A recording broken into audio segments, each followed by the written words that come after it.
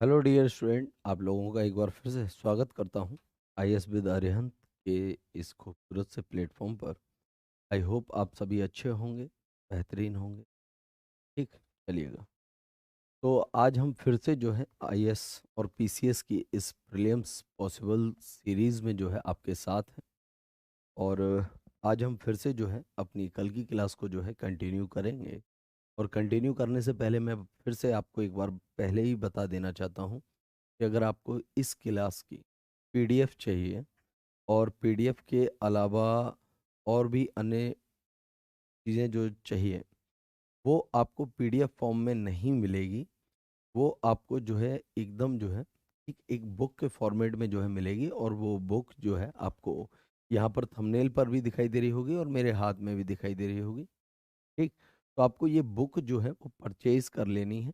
Book purchase करवाने के पीछे रीज़न क्या है? कहने का मतलब ये है कि हम यहाँ पर आपको जो भी प्रैक्टिस करा रहे हैं, हम आपको जो भी डाटा यहाँ पर पढ़ा रहे हैं, वो पूरा का पूरा एक सिस्टमैटिक ढंग से जो है इस बुक में जो है प्रिंटेड मटेरियल के रूप में जो है आपको देखने को मिलता है। और ये प्रिंटेड मटेरियल चैप्टर वाइज और टॉपिक वाइज जो है आपको देखने को मिलता है।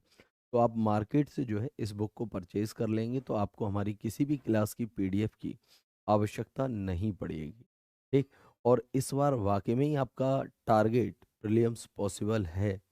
ठीक, या फिर आप टारगेट बना रहे हैं कि सर मुझे आईएएस या फिर पीसीएस की प्रिपरेशन करनी है और मेरा टारगेट है कि मेरा पहली बार में प्रीलिम्स जो है क्लियर होना चाहिए या फिर पहली बार में क्लियर होने की पॉसिबिलिटी होनी चाहिए। तो ऐसे भी सपने रखने वाले बच्चे जो है इस बुक को जो है परचेज कर सकते हैं, क्योंकि हम टारगेट पहले से ही सेट कर लेते हैं। तो उस टारगेट को अचीव करने के लिए पहले से ही मेहनत करें। ये बुक जो है आपके लिए फिर भी जो है मैं बड़ी ही महत्वपूर्ण जो है साबित होगी। ठीक, और इस बुक की पूरी सीरीज जो है आपको मार्केट में मिल जाएगी। चाहे वो भारतीय इतिहास हो, चाहे वो भूगोल हो, चाहे वो भारतीय अर्थव्यवस्था हो, चाहे वो सामान्य विज्ञान हो, एवरीथिंग। ठीक, चलिएगा। तो हम जो है क्लास को स्टार्ट करते हैं। ठीक, और क्लास को स्टार्ट करने से पहले मैं आपको बता दूं कि इस बुक के जो है कुछ फीचर्स भी हैं जो आपको यहाँ पर दिखाई दे रहे होंगे। चैप्टर वाइज, टॉपिक वाइज जो है आपको इसमें डिवीज़न देखने को मिलेगा। टॉपिकल माइंड मैप आपको देखने को मिलेगा, 100% एरर फ्री है। ठीक, और में जो है तमाम क्वेश्चनों का जो है आपको जो है कलेक्शन जो है वो देखने को मिलेगा। ठीक, चलिए। तो यहाँ तक तो जो हमने पढ़ लिया था, भाग हमने ख़त्म कर लिए थे। और उसके बाद जो है हम अनुसूचियों पर आ गए थे। और आज हम जो है अनुसूचियों को जो है ये थ्योरी जो है हमने कवर कर ली थी अनुसूचियों की। ठीक, और आज हम अनुसूचियों पर बेस्ड जो है क्वेश्चनों को जो है करेंगे। क्लियर? आई होप आप सभी जो है तैयार होंगे इस प्रैक्टिस सेशन के लिए। चलिएगा। तो सबसे पहला क्वेश्चन है आपकी स्क्रीन पर आपके सामने।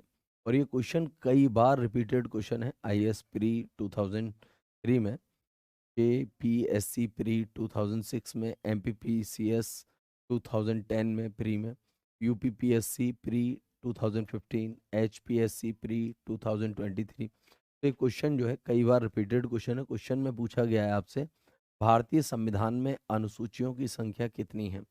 और आप सभी जानते हैं कि वर्तमान में जो है अनुसूचियों की संख्या जो है कितनी है? 12 है। कितनी है? 12। अगर हम बात करें 26 जनवरी 1950 की, 26 जनवरी 1950 की अगर हम बात करें तो इन अनुसूचियों की संख्या 8 थी। और एट प्रेजेंट की अगर हम बात करें, अर्थात हम वर्तमान की बात करें, तो वर्तमान में जो है आपको इनकी संख्या जो है 12 देखने को मिलती है। और कुछ अनुसूचियां जो है बाद में जोड़ी गई, जैसे कि 9, 10, 11 और 12। ये अनुसूचियां वो अनुसूचियां हैं जो बाद में जो है ऐड की गई हैं। क्लियर? चलिएगा। एक्सप्लेनेशन की ओर चलते हैं। व्याख्या आपने आंसर आपने देख ही लिया। भारतीय संविधान में कुल 12 अनुसूचियां हैं। भारतीय संविधान की अनुसूचियां संविधान के विभिन्न पहलुओं के बारे में विस्तृत जानकारी प्रदान करती हैं। क्लियर? चलिएगा, आइएगा लेकर के चलते हैं अगले क्वेश्चन की ओर। अगला क्वेश्चन है आपके सामने। यदि भारतीय संघ के एक नए राज्य का सृजन करना हो तो संविधान की निम्नलिखित अनुसूचियों में से किस एक को आवश्यक संशोधित किया जाएगा? ठीक, देखिए, जब आप भाग 1 पढ़ते हैं, क्या पढ़ते हैं, पार्ट 1 पढ़ते हैं, भाग 1 पढ़ते हैं। तो इस भाग में आप एक आर्टिकल देखते हैं, आर्टिकल 4। ये बात आर्टिकल 4 में लिखी गई है जो आपसे यहाँ पर जो है पूछी गई है। ठीक, क्लियर है? चलिएगा। नमस्कार दीप सिंह जी, स्वागत है आपका आपके अपने परिवार आईएएस विद अरिहंत। क्लियर? चलिएगा।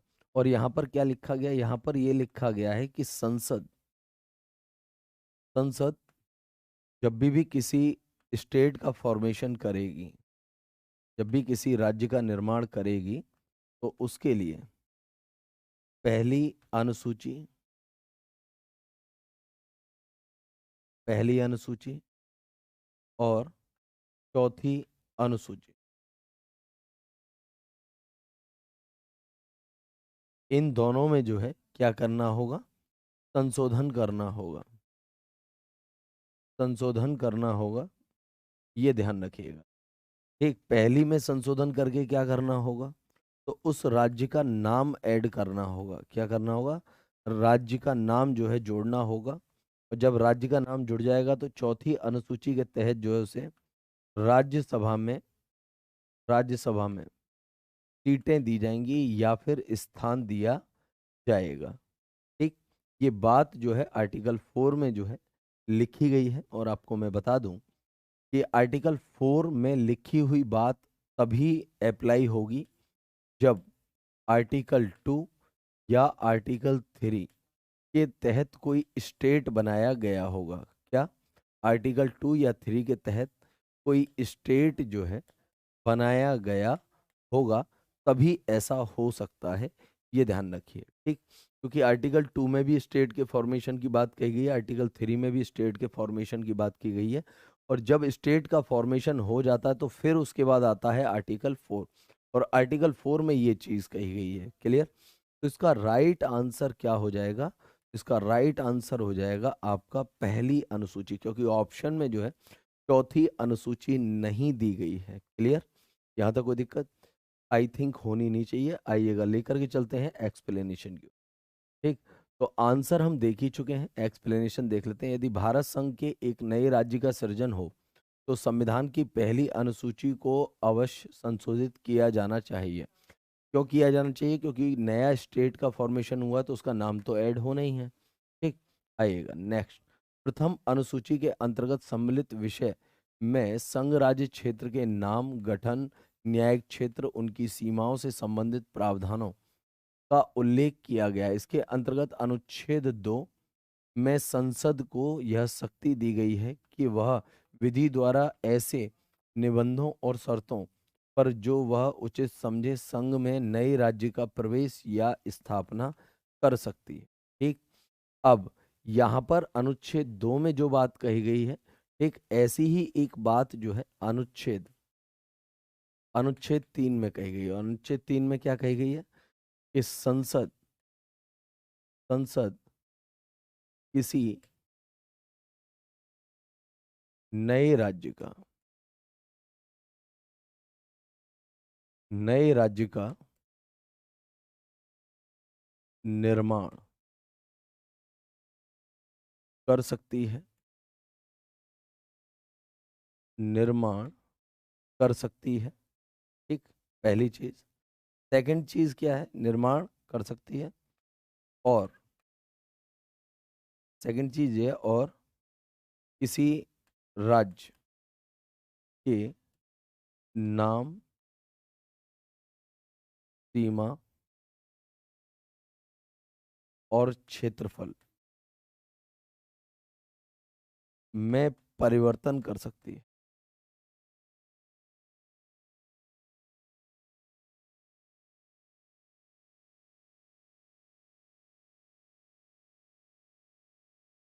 परिवर्तन कर सकती है।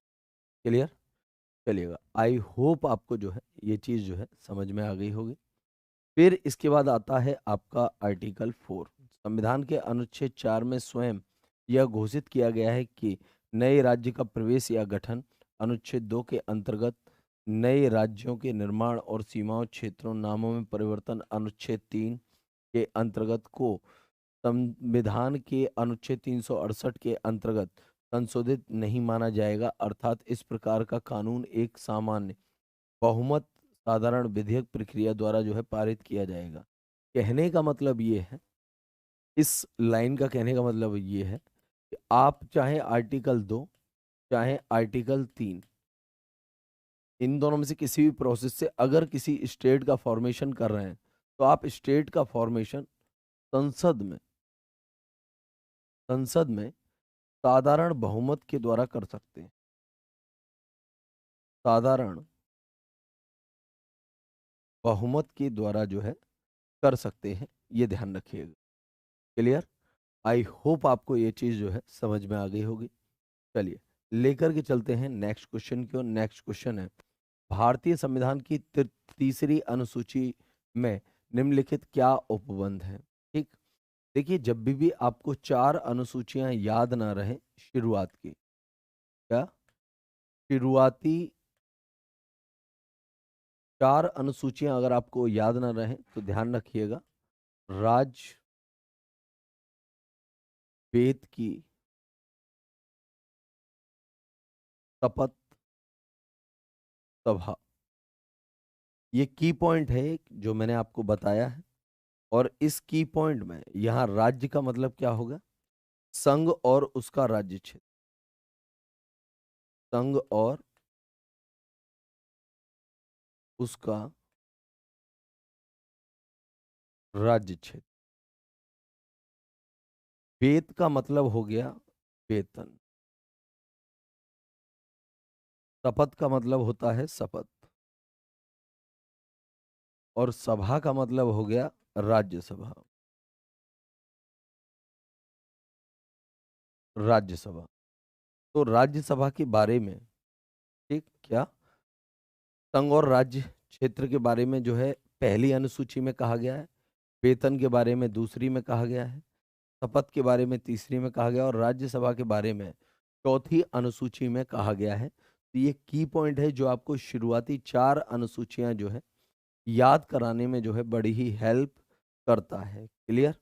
चलिएगा आइएगा देख लेते हैं इस क्वेश्चन का राइट आंसर क्या होगा। सबसे पहले हम पढ़ेंगे कि यहाँ पर 4 पॉइंट दिए गए हैं और ये 4 पॉइंट जो है थर्ड शेड्यूल से रिलेटेड है। इनमें से फर्स्ट पॉइंट जो कह रहा है वो क्या कह रहा है, आइएगा देखते हैं। फर्स्ट पॉइंट कह रहा है कि संघ के मंत्रियों के लिए पद की शपथ की प्रारूप इसमें दिया गया है। तो देखिए बात शपथ की तो की गई है तीसरी अनुसूची में, मगर क्या संघ के मंत्रियों की बात कही गई है? तो जी हाँ, बिल्कुल कही गई है। तो फर्स्ट राइट है। उच्चतम न्यायालय के मुख्य न्यायाधीशों द्वारा ली जाने वाली शपथ के प्रारूप, तो बात तो सही है, शपथ की बात तो कही गई है। और क्या इनकी भी शपथ है? बिल्कुल है सर। क्लियर?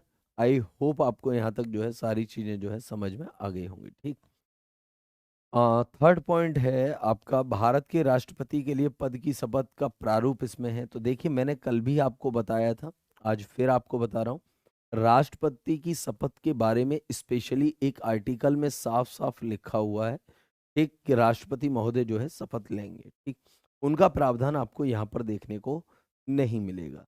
नेक्स्ट है संसद के सदस्यों द्वारा ली जाने वाली शपथ। हाँ, संसद के सदस्यों की बात जो है कही गई है। अब देख लीजिएगा आपके फर्स्ट, सेकंड और फोर्थ किस ऑप्शन में आपको देखने को मिल रहा है, वही आंसर है। तो यहाँ पर फर्स्ट देखने को मिल रहा है, सेकंड देखने को मिल रहा है, मगर थ्री आ गया, यहाँ पर भी थ्री आ गया, यहाँ पर भी थ्री आ गया। बचा क्या आपका? ऑप्शन सी बचा, और ऑप्शन सी जो है डियर स्टूडेंट इसका राइट आंसर हो जाएगा। ठीक, चलिएगा लेकर के चलता हूँ नेक्स्ट क्वेश्चन की ओर। नेक्स्ट क्वेश्चन से पहले इसका एक्सप्लेनेशन देख लेते हैं। भारतीय संविधान की तीसरी अनुसूची में उल्लेखित विषयों के संबंध में कथन फर्स्ट, सेकंड, फोर्थ सही है। भारतीय संविधान की तीसरी अनुसूची में विभिन्न उम्मीदवारों द्वारा ली जाने वाली शपथ और प्रतिज्ञा के प्रारूप दिए गए हैं और ये प्रारूप निम्न है। ठीक, तो किन किन की शपथ ओथ के बारे में बात कही गई है वो यहाँ पर सारे लिखे गए हैं।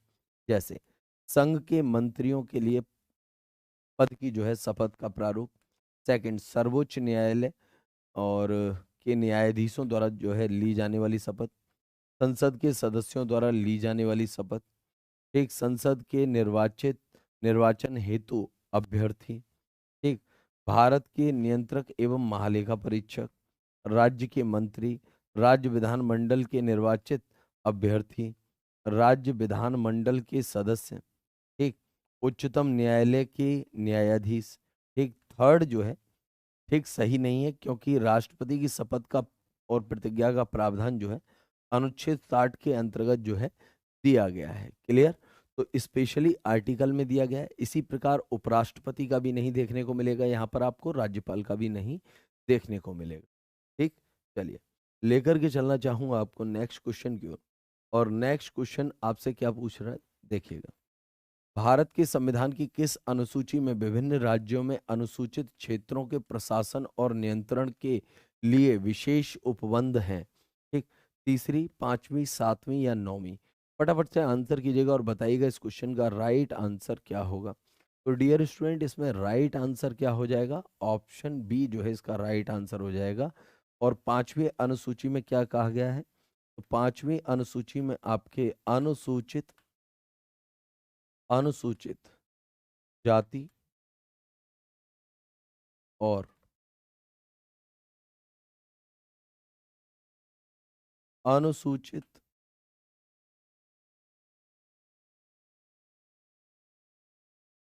जनजाति के प्रशासन से संबंधित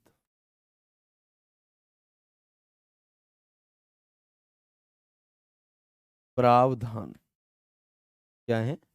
प्रावधान। क्लियर है? चलिएगा, आई होप आपको ये चीज समझ में आ गई होगी। तीसरी अनुसूची की अगर हम बात करें तो अभी जस्ट हमने एक क्वेश्चन में बात की थी कि तीसरी अनुसूची में जो है आपकी जो है शपथ के बारे में जो है बात कही गई है। क्या? शपथ के बारे में बात कही गई है। सातवीं अनुसूची में अगर हम बात करें, इसमें जो है विषयों का विभाजन दिया गया है। विषयों का विभाजन जो है दिया गया है। नौवीं अनुसूची की अगर हम बात करें तो इसमें जो है आपका भूमि संबंधी संबंधी कानून का जो है प्रावधान जो है दिया गया है। क्लियर? चलिएगा, लेकर के चलते हैं इस क्वेश्चन के आंसर की ओर। और इसका आंसर क्या है? भारत के संविधान की पांचवी अनुसूची के विभिन्न राज्यों में अनुसूचित क्षेत्रों के प्रशासन और नियंत्रण के लिए विशेष उपबंध है। इसके लिए राष्ट्रपति निर्देश जारी करता है। इसमें जनजातीय जनसंख्या के प्रधानता, क्षेत्र की स्थिति, पड़ोसी क्षेत्रों की तुलना में पिछड़ेपन को मानदंड के रूप में रखा जाता है। अनुसूचित क्षेत्र घोषित करने की यह प्रक्रिया अनुसूची 6 से अलग है। इसमें पूर्वोत्तर राज्यों असम, मेघालय, त्रिपुरा और मिजोरम के अनुसूचित क्षेत्रों के लिए विशेष प्रावधान उल्लेखित हैं। ठीक, तो अनुसूची 5 में क्या कहा गया और अनुसूची 6 में क्या कहा गया, तो दोनों जो है डिफरेंट है। ठीक, अगर हम बात करें अनुसूची 5 की, इसकी बात करें अनुसूची 5 की अगर हम बात करें तो ये संपूर्ण भारत के लिए, क्या? संपूर्ण भारत के लिए जो है प्रावधान करता है। और जबकि हम अनुसूची 6 की बात करें, क्या? अनुसूची 6 की अगर हम बात करें तो ये अनुसूची 6 जो है केवल केवल 4 राज्यों से संबंधित है। ठीक, 4 राज्यों से संबंधित है। और ये 4 राज्य जो है भारत के पूर्वोत्तर पूर्वोत्तर के 7 राज्यों में से 4 हैं। और वो कौन कौन से हैं? असम, मेघालय, त्रिपुरा और मिजोरम। ठीक, इनमें जो जनजाति रहती है उनके बारे में यहाँ पर बात कही गई है। ठीक, स्पेशल प्रावधान से रिलेटेड। क्लियर? चलिएगा, आइए स्टूडेंट, नेक्स्ट क्वेश्चन है आपके स्क्रीन पर। पांचवी अनुसूची किस विशिष्ट समूह के लोगों के शासन और हितों की सुरक्षा से संबंधित है? तो अभी हमने आपको बताया कि पांचवी अनुसूची, ठीक, जो है वो किस समूह से जो है रिलेटेड है, क्वेश्चन में आपसे पूछा गया है। और इसका राइट आंसर क्या हो जाएगा? अनुसूचित जाति। क्या हो जाएगा? अनुसूचित जाति। क्लियर? यहाँ तक कोई दिक्कत, कोई ऐसी चीज जो आपको ना समझ में आई हो? आई होप आपको यहाँ तक जो है चीजें जो है समझ में आ गई होंगी। ठीक। यहाँ पर मुझे कुछ गड़बड़ लग रही है,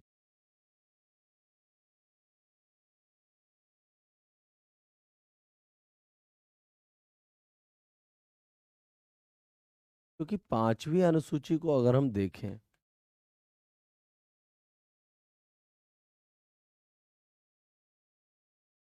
तो पांचवी अनुसूची में तो अनुसूचित जाति और अनुसूचित जनजाति दोनों के बारे में बात कही गई है।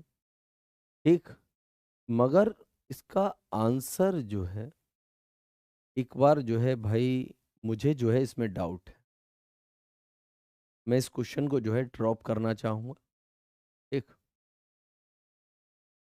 पांचवी अनुसूची किस विशिष्ट समूह के लोगों के शासन और हितों की सुरक्षा से संबंधित है? तो ये हम देखें, बेशक हमें यहाँ पर जो है अनुसूचित जाति ही आंसर देखने को मिलेगा, नो डाउट। क्या? अनुसूचित जातियों के बारे में ही जो है हमें यहाँ पर देखने को मिलेगा, नो डाउट। मगर फिर भी ना मैं इस क्वेश्चन को एक बार और देखूंगा। ठीक। चलिएगा। खैर, आइएगा इसके आंसर की ओर चलते हैं। क्वेश्चन सही है, क्योंकि प्रीवियस ईयर क्वेश्चन है, उस पर क्वेश्चन मार्क नहीं लगा सकते। ठीक। मगर मैं अपनी जानकारी के लिए जो है इसे एक बार अवश्य देखूं। आइएगा, इसका आंसर आप देख ही चुके हैं। पांचवी अनुसूची अनुसूचित जनजाति के विशिष्ट समूह के लोगों के शासन और हितों की सुरक्षा से संबंधित है। संविधान की पांचवी अनुसूची असम, मेघालय, त्रिपुरा और मिजोरम को छोड़कर किसी भी राज्य में अनुसूचित क्षेत्रों एवं अनुसूचित जनजातियों के प्रशासन के नियंत्रण से संबंधित है। ठीक। अब यहाँ पर इन्होंने क्या गेम खेल दिया है? अनुसूचित क्षेत्र और अनुसूचित जनजातियों के प्रशासन के बारे में। ठीक। हाँ बेटा, वही मैं कह रहा हूँ दीप सिंह, SC ST। तो SC किन्हें कहते हैं? तो SC कहते हैं हम अनुसूचित जाति, और वो भी ऑप्शन में दिया गया है। तो बस वही चीज जो है मुझे एक बार जो है क्लियर करनी है, अदरवाइज जो है नहीं। प्रीवियस ईयर क्वेश्चन है तो उसमें तो कोई डाउट वाली बात हो ही नहीं सकती। ठीक। चलिएगा, लेकर के चलना चाहूंगा आपको अगले क्वेश्चन की ओर। अगला क्वेश्चन है आपकी स्क्रीन पर। ठीक। जिसमें आपसे पूछा गया है कि संविधान के भारत के संविधान की किस अनुसूची के अधीन जनजाति भूमि का खनन के लिए निजी पक्षकारों को अंतरण, अकृत और शून्य घोषित किया जा सकता है? तीसरी, पांचवी, नौवीं या 12वीं? और आप सभी जानते हैं इस क्वेश्चन का राइट आंसर क्या होना है? पांचवी अनुसूची। क्यों गुरुजी? तीसरी अनुसूची तो शपथ से रिलेटेड हो गई, इसलिए अब यहाँ तो इसका कोई लेना देना ही नहीं है। ये हो गई भूमि संबंधी कानूनों से। क्या? भूमि संबंधी कानूनों से हो गई। 12वीं अनुसूची की अगर हम बात करें तो इसका संबंध जो है नगर पालिकाओं से होता है। क्या होता है? नगर पालिकाओं से इनका संबंध होता है। क्लियर? तो अब बचा कौन? बचा आपका ऑप्शन बी, तो पांचवी अनुसूची इसका जो है राइट आंसर हो जाएगा डियर स्टूडेंट। आइएगा, लेकर के चलते हैं इस क्वेश्चन के एक्सप्लेनेशन की ओर। भारत के संविधान की पांचवी अनुसूची के अधीन जनजाति भूमि का खनन के लिए निजी पक्षकारों को अंतरण, अकृत, शून्य घोषित किया जा सकता है। भारत के संविधान में वर्तमान में कुल 12 अनुसूचियां हैं। संविधान की पांचवी अनुसूची अनुसूचित क्षेत्र और अनुसूचित जनजातियों के प्रशासन और नियंत्रण से संबंध में विशेष उपबंध किए गए हैं। क्लियर? चलिएगा, लेकर के चलते हैं नेक्स्ट क्वेश्चन की ओर। नेक्स्ट क्वेश्चन में आपको एक लंबा चौड़ा जो है क्वेश्चन और उसके जो है ऑप्शन देखने को मिल रहे होंगे, मगर घबराने की कोई बात नहीं है। आइएगा, देखते हैं, क्योंकि इंसान हमें जितना बड़ा दिखाई देता है अंदर से उतना ही वो छोटा निकलता है। खैर, यदि किसी विशिष्ट क्षेत्र को भारत के संविधान की पांचवी अनुसूची के अधीन लाया जाए तो निम्नलिखित कथनों में से कौन सा इसके परिणाम को सर्वोत्तम रूप से प्रतिबिंबित करता है। कहने का मतलब ये है कि अगर किसी क्षेत्र को अनुसूचित क्षेत्र घोषित कर दिया जाए और वहाँ की जनजातियों के लिए उसे रिजर्व कर दिया जाए, ऐसा कर दिया जाए, तो आपको क्या इम्पैक्ट देखने को मिलेंगे, आइएगा। इससे जनजातीय लोगों की जमीन गैर जनजाति लोगों को अंतरित करने पर रोक लगती है। कहने का मतलब कि जब हम किसी क्षेत्र को पांचवी अनुसूची के तहत अनुसूचित क्षेत्र घोषित करते हैं, क्या पांचवी अनुसूची के तहत, पांचवी अनुसूची के तहत जब भी हम किसी क्षेत्र को अनुसूचित क्षेत्र घोषित करते हैं, क्या अनुसूचित क्षेत्र घोषित करते हैं, तो उस क्षेत्र पर जो है वहाँ की स्थानीय स्थानीय जनजातियों जनजातियों का अधिकार जनजातियों का अधिकार उस जमीन पर हो जाता है, जमीन पर हो जाता है। ठीक, तो जाहिर सी बात है अब उस क्षेत्र को जो है अन्य किसी भी व्यक्ति को नहीं दिया जाएगा। क्लियर, चलिएगा।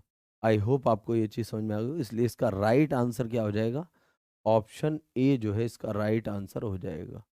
क्लियर, चलिए।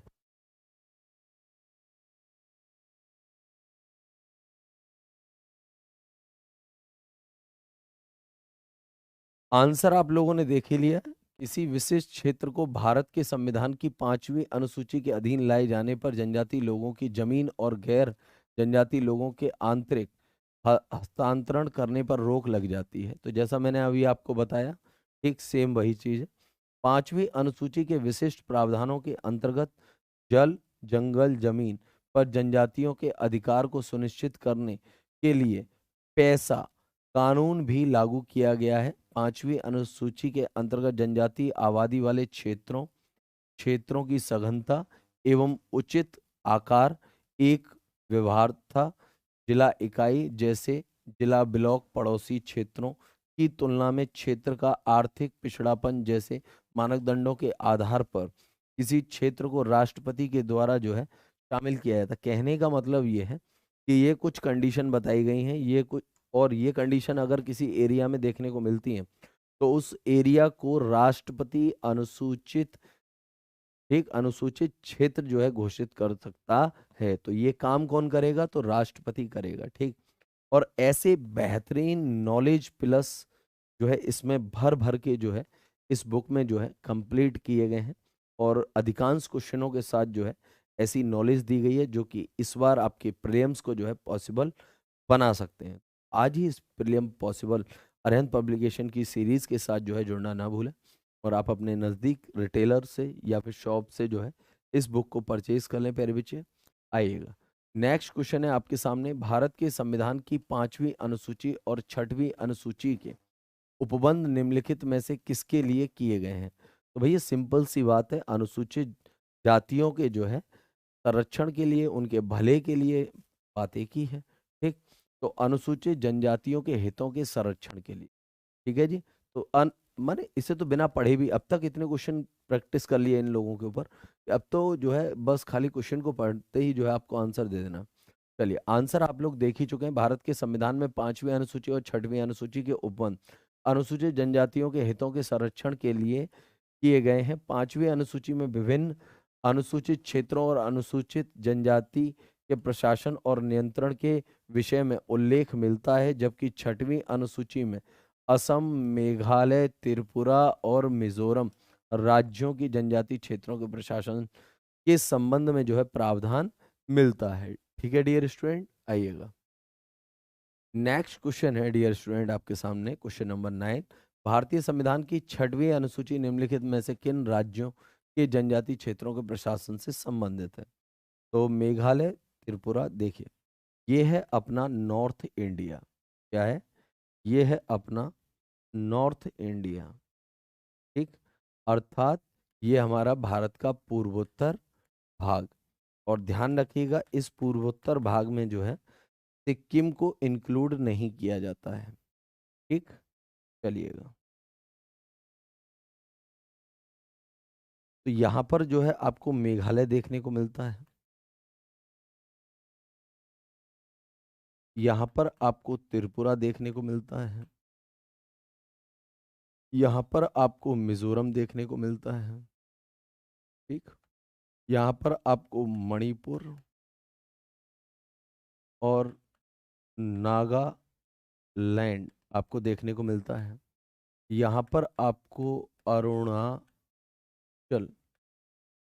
प्रदेश देखने को मिलता है। ठीक, यहाँ पर आपको आसाम देखने को मिलता है। ठीक, चलिएगा।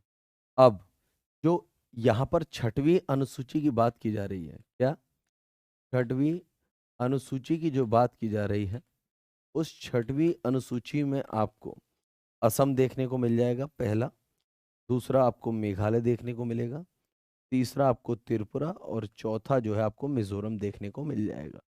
अब देखिए यहाँ पर बिहार दिया गया है, गलत हो गया। ठीक, मेघालय त्रिपुरा मिजोरम एक बार के लिए सही है। यहाँ पर उत्तराखंड दिया गया है, यहाँ पर अरुणाचल प्रदेश दिया गया, तो इसका राइट आंसर क्या हो जाएगा? मेघालय त्रिपुरा मिजोरम। क्या मेघालय त्रिपुरा मिजोरम दे दिया, असम इसमें से हटा दिया है। तो यहाँ पर ध्यान रखिएगा इन तीन राज्यों के अलावा जो है आपको आसाम भी जो है आपको देखने को मिलेगा। ठीक है डियर स्टूडेंट, चलिए आई होप आपको मैप के थ्रू जो है ये चीज समझ में आ गई होगी। आइएगा आंसर देख लेते हैं। ठीक, भारतीय संविधान की छठवीं अनुसूची उत्तर पूर्वी भारत के 4 राज्यों असम, मेघालय, त्रिपुरा और मिजोरम के जनजातीय क्षेत्रों के प्रशासन से संबंधित है। 1949 में संविधान सभा द्वारा पारित छठवीं अनुसूची स्वायत्त क्षेत्र परिषद और स्वायत्त जिला परिषद के माध्यम से आदिवासियों के अधिकारों की रक्षा का प्रावधान करती है। यह विशेष प्रावधान संविधान के अनुच्छेद 244 से 244 ए के अंतर्गत किया गया है। कहने का मतलब हमारे कॉन्स्टिट्यूशन में जो है इन ट्राइब्स या जनजातियों के लिए जो है अलग से प्रोविजन किया गया है, चाहे वो आर्टिकल हो चाहे वो शेड्यूल हो, दोनों जगह पर जो हमें इनके अधिकार के जो है संरक्षण की जो है एक से रिलेटेड जो है प्रावधान जो है देखने को मिलते हैं। आइएगा लेकर के चलते हैं डियर स्टूडेंट आपको नेक्स्ट क्वेश्चन की, और नेक्स्ट क्वेश्चन है आपके सामने। भारतीय संविधान की 7वीं अनुसूची किस सूची एवं विशिष्ट का संबंध राज्यों के विधानमंडल के निर्वाचन से है? एक तो क्वेश्चन थोड़ा सा डिफिकल्ट करके जो है दिया गया है, मगर घबराने वाली बात कोई नहीं है। आइएगा देखते हैं इस क्वेश्चन का राइट आंसर क्या होगा। तो डियर स्टूडेंट इसका राइट आंसर क्या हो जाएगा? सूची सेकंड और प्रविष्टि 33। क्लियर? अब गुरुजी इसमें क्या है, आइए देखिए। पहले तो आपको मैं ये बता दूं कि 7वीं अनुसूची में है क्या। तो 7वीं अनुसूची में संघ और संघ और राज्यों के बीच में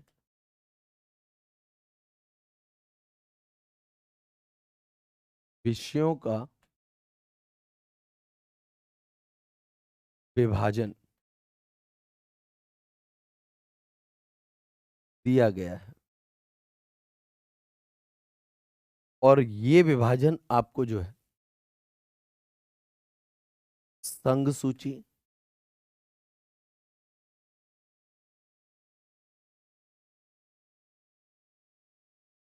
राज्य सूची,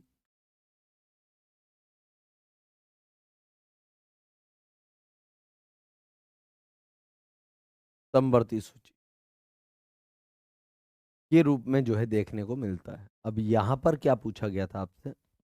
किस सूची एवं प्रविष्टि का संबंध राज्य के विधानमंडल के निर्वाचन से है? ठीक, तो यहां पर कहने का मतलब ये है कि जो राज्य सूची आपको दिखाई दे रही है, इस राज्य सूची के विषय पर कानून बनाने का अधिकार, क्या कानून बनाने का अधिकार किसके पास है? तो राज्य के विधानमंडल के पास। ठीक, तो यही बात जो है आपसे यहाँ पर पूछी गई है। ठीक, तो इसका राइट आंसर क्या हो जाएगा? तो इसका राइट आंसर हो जाएगा अनुसूची सेकंड और प्रविष्टि 37। ठीक, क्लियर है? चलिएगा, तो यहाँ पर आप देख भी रहे होंगे सूची सेकंड है। ठीक, चलिएगा, प्रविष्टि 37 है। आइएगा, एक्सप्लेनेशन देख लेते हैं। आंसर तो आप देख ही चुके हैं। भारतीय संविधान की 7वीं अनुसूची की सूची सेकंड, राज्य सूची, जैसा कि मैंने अभी आपको बताया कि प्रविष्टि 37 संसद द्वारा बनाई गई किसी विधि के उपबंधों के अधीन रहते हुए राज्य के विधानमंडल के लिए निर्वाचन का संबंध राज्य के विधानमंडल के लिए निर्वाचन से है।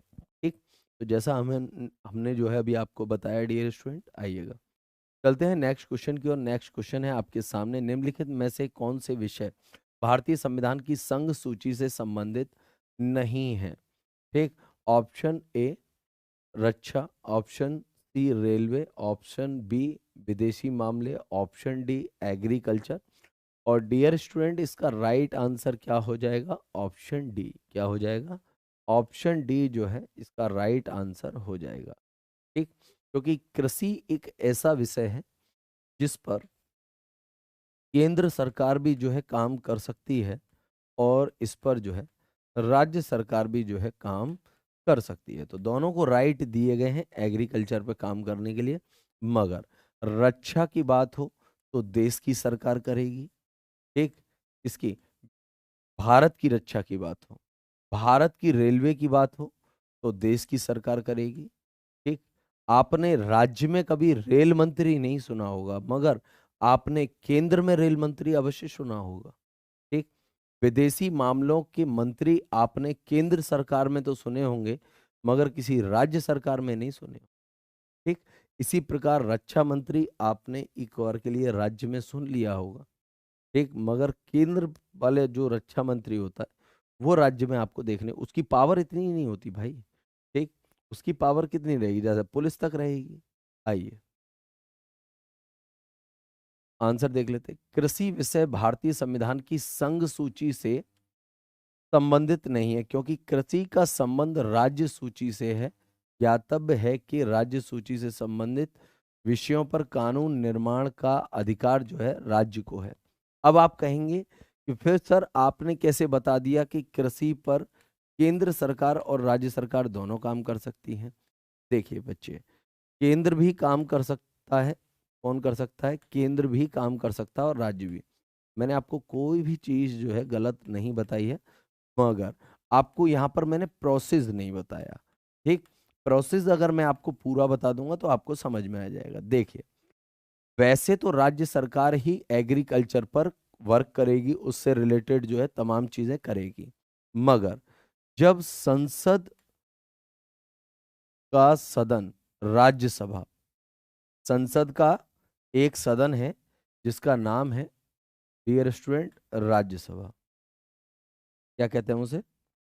राज्यसभा।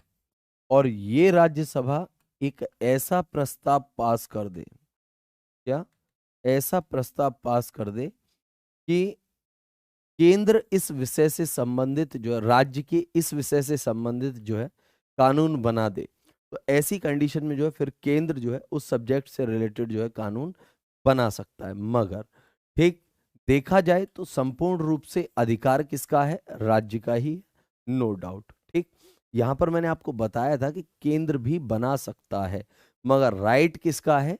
स्टेट का है। ठीक, क्यों है? क्योंकि ये राज्य सूची में शामिल है। इसमें शामिल है डियर स्टूडेंट, राज्य सूची में जो है शामिल है। तो ये राज्य सूची का जो है एक विषय है। आइएगा लेकर के चलते हैं नेक्स्ट क्वेश्चन। नेक्स्ट क्वेश्चन है आपके सामने, सूची फर्स्ट और सूची सेकंड का मिलान करना और बताना है कि आंसर क्या है। तो यहाँ पर चौथी अनुसूची दी गई है और चौथी अनुसूची का संबंध जो है डियर स्टूडेंट किससे है?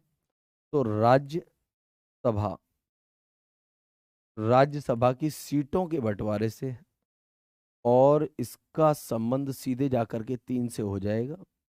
देख लीजिएगा ए का मिलान किस ऑप्शन में 3 से हो रहा है। तो यहाँ पर ए का मिलान 1 से हो रहा है, यहाँ पर ए का मिलान 2 से हो रहा है, यहाँ पर 4 से हो रहा है और यहाँ पर 3 से हो रहा है। तो इसका राइट आंसर क्या हो जाएगा? ऑप्शन सी जो है इसका राइट आंसर हो गया है। ठीक, हालांकि हमें पहले ही ऑप्शन से जो है आंसर मिल गया है, और जनरली हमें पहले ही ऑप्शन से जो है अधिकांश क्वेश्चनों में जो है आंसर मिल जाता है, मगर हम आगे तक चलेंगे। ठीक, फिर हम बात करें छठवीं अनुसूची की। तो छठवीं अनुसूची में हम क्या देखते हैं? तो पांचवी अनुसूची में जहां हम भारत के तमाम क्षेत्र के लिए अनुसूचित क्षेत्र और अनुसूचित जनजातियों के प्रशासन से संबंधित प्रावधान देखते हैं, तो वहीं हम छठवीं में जो है असम, मेघालय, ठीक, असम, मेघालय, त्रिपुरा, मिजोरम में रहने वाली जनजातियों के बारे में जो है प्रावधान देखते हैं। तो यहाँ पर क्या आ जाएगा? 4 आ जाएगा। तो बी के सामने क्या आ जाएगा? 4 आ जाएगा।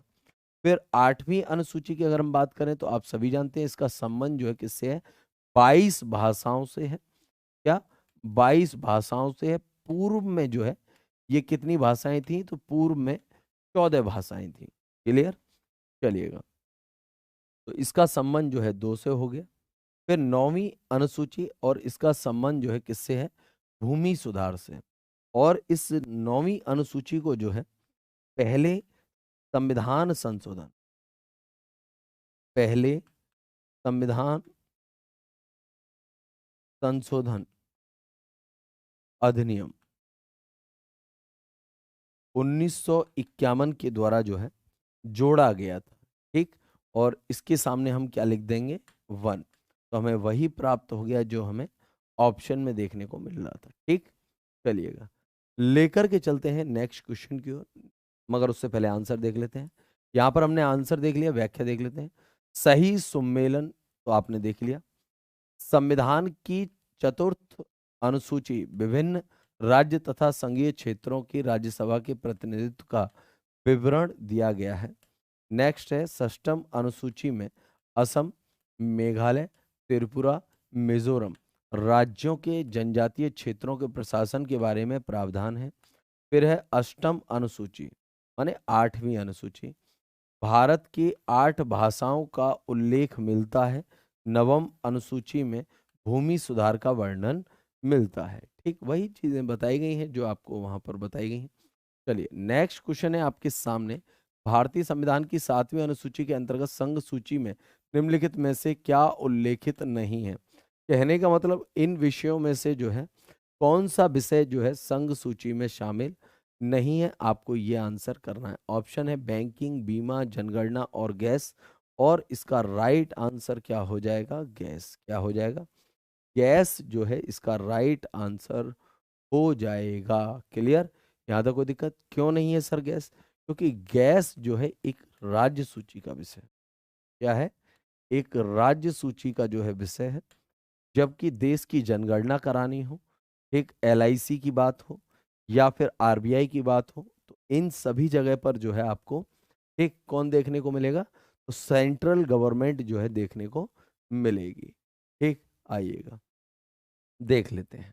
आंसर हमने देख लिया। भारतीय संविधान की 7वीं अनुसूची के अंतर्गत संघ सूची में गैस का उल्लेख नहीं है, क्योंकि यह राज्य सूची से संबंधित विषय है। जबकि बैंकिंग, बीमा, जनगणना आदि संघ सूची के विषय हैं। ज्ञातव्य है कि संघ सूची में शामिल विषयों पर कानून का निर्माण का अधिकार जो है केंद्र सरकार को है। मैं आपको बता ही चुका हूं। और केंद्र सरकार जो है इसका निर्माण जो है किसके सहयोग से करती है? तो संसद के सहयोग से करती है। किसके?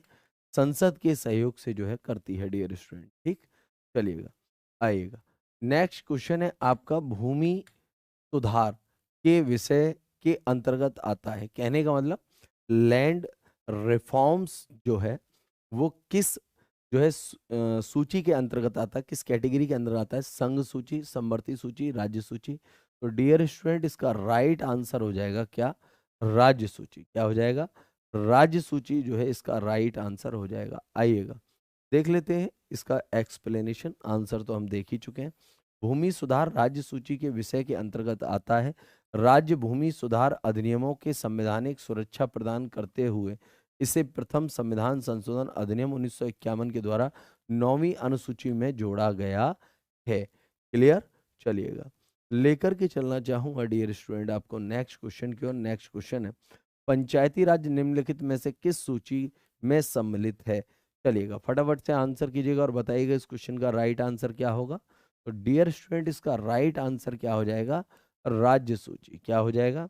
राज्य सूची इसका राइट आंसर हो जाएगा। मगर फिर भी इस पंचायत से रिलेटेड केंद्र सरकार भी काम कर सकती है और केंद्र सरकार ने काम किए हैं, आपने देखे हैं, चाहे वो 73वां संविधान संशोधन हो, चाहे वो 74वां संविधान संशोधन हो, चाहे वो डॉक्टर आपके जो है पंडित जवाहरलाल नेहरू के द्वारा जो है राजस्थान के नागौर से जो है पंचायती व्यवस्था की शुरुआत हो, चाहे वो बलवंत राय मेहता समिति हो, चाहे वो अशोक मेहता समिति हो, पी के थुंगन समिति हो, कोई भी हो, एवरीथिंग ठीक। तो मगर उसका प्रोसेस है। प्रोसेस मैंने आपको बताया कि अगर राज्यसभा एक प्रस्ताव पास करके माने केंद्र सरकार से ये कहे या फिर के देश से कहे कि साहब जो है संसद से कहे कि आप इस पे जो है कानून बना दीजिए राज्यों के लिए, तब जाकर के ऐसा हो सकता।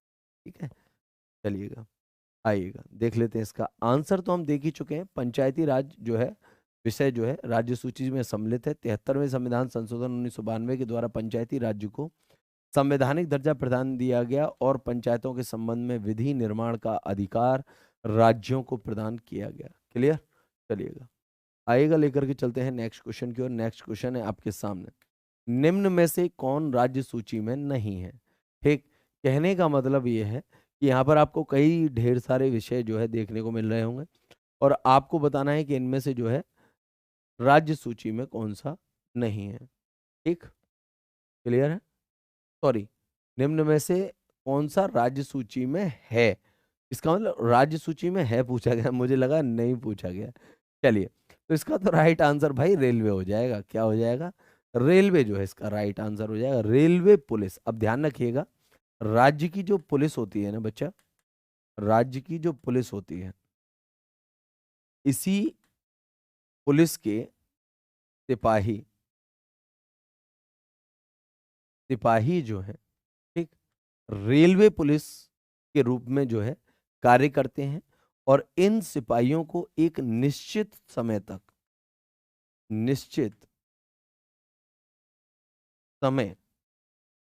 जो है इस रेलवे पुलिस में जो है कार्य करना होता है।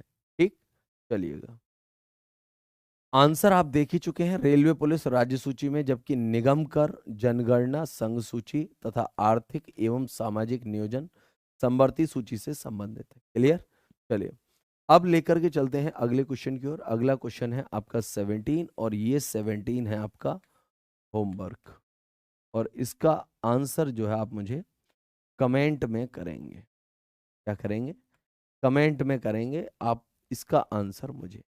क्लियर, चलिएगा तो आज की इस क्लास को यहीं पर जो है समाप्त करना चाहूँगा और समाप्त करने से पहले आप लोगों से कहना चाहूँगा कि अगर आपको अरिहंत पब्लिकेशन की ये प्रीलिम्स पॉसिबल श्रृंखला अगर अच्छी लगी हो प्यारे बच्चे, तो आज ही अपने नज़दीकी किसी भी बुक सेलर के पास जाकर के अरिहंत पब्लिकेशन की इस कोहिनूर को परचेज कीजिएगा, जो कि इस बार आपके प्रीलिम्स को बनाएगी पॉसिबल।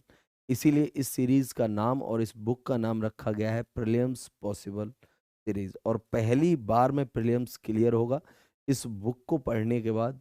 ये मेरा आपसे वादा है, अगर आपने शिद्दत से इसे पढ़ा है और यूट्यूब पर जो अरिहंत कि इस प्लेटफॉर्म पर आपको ऑनलाइन क्लासेस दी जा रही हैं, उन क्लासेस को अगर आपने पढ़ा है, तो मेरा वादा है आपसे कि प्रीलिम्स इस बार आपसे नहीं रहने वाला किसी भी सूरत में। ठीक, अगर आपको ये क्लास अच्छी लगी हो और आपको ये तमाम जो है जानकारी अच्छी लगी हो, तो इस क्लास को ज़्यादा से ज़्यादा जो है शेयर करें। आपके जितने भी व्हाट्सअप ग्रुप हों, चाहे टेलीग्राम ग्रुप हों, उनमें जो है शेयर करिएगा। एक सेशन अच्छा लगा हो तो लाइक भी करिएगा और चैनल को सब्सक्राइब करे बिना बिल्कुल मत जाइएगा, क्योंकि आपको आना है डेली क्लास में। और डेली क्लास में कब आ पाएंगे? जब आप चैनल को सब्सक्राइब करेंगे, बेल आइकन प्रेस करेंगे। ठीक, तो डियर स्टूडेंट, अगर आपको ये क्लास अच्छी लगी हो तो चैनल को सब्सक्राइब करें, सेशन को लाइक करें, शेयर करें और इस रेड कलर की प्रीलिम्स पॉसिबल की भारतीय राज व्यवस्था की बुक को लेना न भूलें। ठीक, अगर आपको ये बुक अच्छी लगी तो इसके बाद आप हमारी इतिहास की भी जो है बुक है, भूगोल की भी है, भारतीय अर्थव्यवस्था की भी है और सामान्य विज्ञान की भी है। इनको भी आप परचेज कर सकते हैं। ठीक, चलिएगा, तो मैं अब आपसे इजाज़त लेना चाहूँगा। तो सभी को जय हिंद, जय Bharat. Thank you so much.